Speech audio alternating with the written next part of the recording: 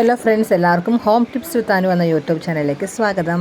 അപ്പോൾ നമ്മളിന്ന് ചെയ്തിരിക്കുന്നത് വീട്ടിൽ തന്നെ ഉണ്ടാക്കാൻ പറ്റുന്ന നല്ലൊരു സാമ്പാർ പൊടിയാണ് കേട്ടോ. അപ്പോൾ പ്രിസർവേറ്റീവ്സ് ഒന്നും ചേർക്കാതെ നല്ല സ്വാദിഷ്ടമായ മണമുള്ള സാമ്പാർ പൊടി എങ്ങനെ ഉണ്ടെന്ന് നോക്കാം. അതിന് വേണ്ടിയിട്ടുള്ള ഇൻഗ്രീഡിയൻസ് എന്തൊക്കെയാണ് അവിടെ കൊടുത്തിട്ടുണ്ട് കേട്ടോ. അപ്പോൾ ആദ്യം തന്നെ ഞാൻ കുറച്ച് വറ്റൽമുളക് എടുത്തിട്ടുണ്ട്. 100 ഗ്രാമാണ് എടുത്തിട്ടുള്ളത്. വറ്റൽമുളക് നന്നായിട്ട് ഒന്ന് നമുക്ക് ഡ്രൈ റോസ്റ്റ് ചെയ്തെടുക്കണം. ഓരോന്നിനും ഓരോ വറവലാണ് സമയം എടുക്കുക. അതുകൊണ്ട് ഓരോന്നും സെപ്പറേറ്റ് ആയിട്ട് തന്നെ വറുത്തെടുക്കാൻ ശ്രദ്ധിക്കുക കേട്ടോ.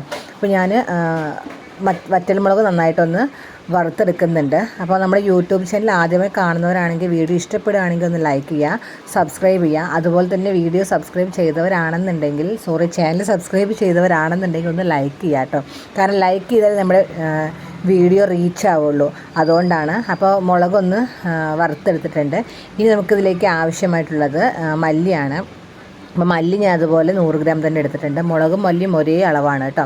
അപ്പോൾ നമ്മൾ പറഞ്ഞത് എന്താണെന്ന് വെച്ചാൽ നമുക്ക് ലൈക്ക് ചെയ്താൽ നമ്മുടെ വീഡിയോസൊക്കെ ഒന്ന് റീച്ച് കിട്ടുള്ളൂ. അതുകൊണ്ട് ദയവ് ചെയ്ത് നിങ്ങൾക്ക് ഇഷ്ടപ്പെട്ടാൽ ഒന്ന് ലൈക്ക് ചെയ്യുക കേട്ടോ. കാണുന്നതിനോടൊപ്പം നമ്മളൊക്കെ വീട്ടിലിരുന്നിട്ട് എന്തെങ്കിലും ചെയ്യാൻ വേണ്ടിയിട്ടാണ് യൂട്യൂബ് ചാനലിൽ ഇങ്ങനെ ഒരു വീഡിയോസൊക്കെ ഇടുന്നത്. കാരണം വീട്ടിലിരുന്ന് വരുമാന മാർഗ്ഗം ഉണ്ടാക്കാനുള്ള ഒരു ആവശ്യം കൂടി ഉള്ളതുകൊണ്ടാണ് കേട്ടോ. അപ്പോൾ നമ്മൾ കുട്ടികളൊക്കെ വെച്ച് വീട്ടിലിരുന്നുകൊണ്ട് തന്നെ എങ്ങനെയാണ് എന്തെങ്കിലുമൊക്കെ ചെറുതായിട്ട് ചെയ്യാൻ പറ്റുമോ എന്നറിയാൻ വേണ്ടിയിട്ടാണ്.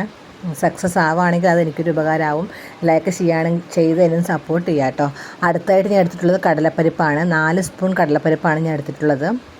അപ്പോൾ കടലപ്പരിപ്പ് നന്നായിട്ട് നമുക്ക് വേവിച്ചെടുക്കാം. നമ്മളിപ്പോൾ മല്ലിയും മുളകും കടലപ്പരിപ്പുമാണ് കേട്ടോ ചെയ്തുകൊണ്ടിരിക്കുന്നത്. മല്ലിയും മുളകും വറുത്ത് വെച്ച് കഴിഞ്ഞു. ഇനി നമുക്ക് കടലപ്പരിപ്പ് നന്നായിട്ട് റോസ്റ്റ് ചെയ്തെടുക്കാം.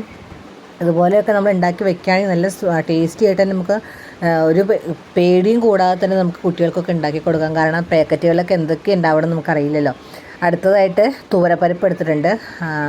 കടലപ്പരിപ്പ് എടുത്ത് അതേ അളവ് തന്നെയാണ് തുവരപ്പരിപ്പ് എടുത്തിട്ടുള്ളത്. അതും ഒന്ന് ഡ്രൈ റോസ്റ്റ് ചെയ്ത് കൊടുക്കുന്നുണ്ട്. നന്നായിട്ട് നമുക്കൊന്ന് റോസ്റ്റ് ചെയ്ത് കൊടുക്കാം കേട്ടോ. അപ്പോൾ ഇതുപോലെ വീട്ടിൽ ചെയ്യാൻ പറ്റുന്നവരൊക്കെ ആണെന്നുണ്ടെങ്കിൽ ചെയ്തിട്ട് ചെറുത് സൈഡ് ബിസിനസ്സൊക്കെ ചെയ്യാൻ പറ്റുന്നവർക്കും ചെയ്യാൻ പറ്റും. പക്ഷെ നമ്മളിപ്പോൾ അങ്ങനെയല്ല, യൂട്യൂബിലൂടെ ചെയ്ത് എന്തെങ്കിലും എൻ്റെ ചാനലൊന്ന് റീച്ച് ആവുകയാണെങ്കിൽ എനിക്കൊരു സപ്പോർട്ട് ആവട്ടെ എന്ന് കരുതിയിട്ടാണ് കേട്ടോ. അടുത്തതായിട്ട് ഞാൻ ചെയ്യുന്നത് ഉഴുന്നാണ്. ഉഴുന്നും പരിപ്പ് ഇതുപോലെ നന്നായിട്ട് തന്നെ റോസ്റ്റ് ചെയ്തെടുക്കുന്നുണ്ട്. കടലപ്പരിപ്പ്, ഉഴുന്ന്, മല്ലി, മുളക്, ഈ 5 എണ്ണമാണ് നമ്മളിപ്പോൾ ചെയ്തത്.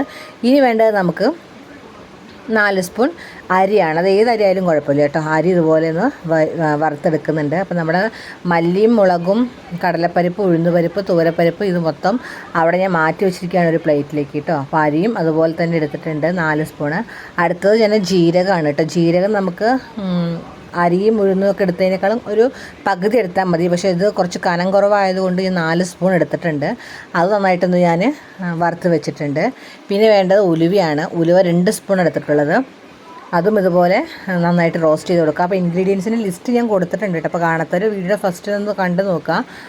അപ്പോൾ എല്ലാം ഒന്ന് റോസ്റ്റായി വന്നിട്ടുണ്ട്. ഞാനിതൊന്ന് തണുക്കാൻ വേണ്ടി വെച്ചിരിക്കുകയാണ്. തണുത്തതിന് ശേഷം ഒരു ജാറിലിട്ട് ഞാൻ പൊടിച്ചെടുത്തിട്ടുണ്ട്. നന്നായിട്ട് പൊടിച്ചിട്ടില്ല, ജസ്റ്റ് ഒരു ഫൈനായിട്ട് എടുത്തിട്ടുള്ളൂ. ഇനി ഇതിലേക്ക് ഞാൻ കുറച്ച് 1 സ്പൂൺ കായപ്പൊടി ഇട്ട് കൊടുക്കുകയാണ് കേട്ടോ. കായപ്പൊടി ഇട്ട് കൊടുത്തിട്ടുണ്ട്.